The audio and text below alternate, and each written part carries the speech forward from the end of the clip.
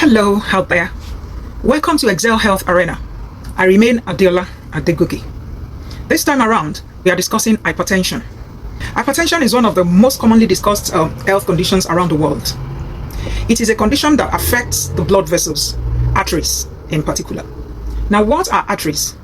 Arteries are deep blood vessels that carry blood that contain much of oxygen. And these are vessels that carry this oxygen-containing blood throughout the blood body for uptake. These are vessels that supply the parts of the body with blood that contains oxygen so that the blood can be used up by these parts of the body for the normal functioning of the body. Organs like the brain, the heart, the kidneys, all these require blood supply, and the blood that contains oxygen is taken around the body for the uptake of the oxygen for the use of the body. Now, hypertension remains one of the highest ranking silent killers in the world. It is a condition that affects the force of pressure with which blood is now pumped or circulated around the body by the heart. It is the heart that pumps blood which goes or circulates around the body, and the force with which the heart pumps blood into these arteries and the arteries take this blood around the body is affected when it comes to hypertension, which makes the heart to work harder.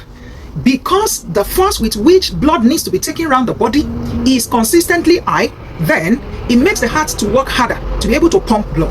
And hypertension can lead to serious health conditions or health problems as complications, such as heart diseases, stroke, and even kidney diseases.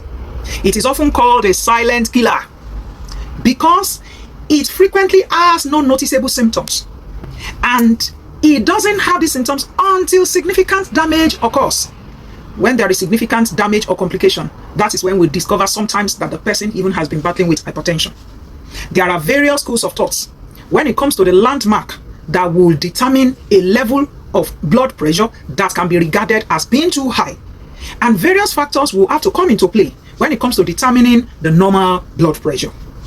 Blood pressure is measured by a device called sphygmomanometer, and it is measured in millimeters of mercury.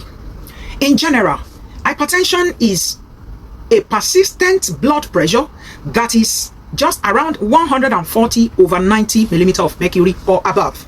Anything from 140 as the systolic, the one that is usually up, and 90 as the diastolic, the one that is down, is regarded as hypertension. Once it is persistent, either 140/90 and above, it is regarded as hypertension or high blood pressure.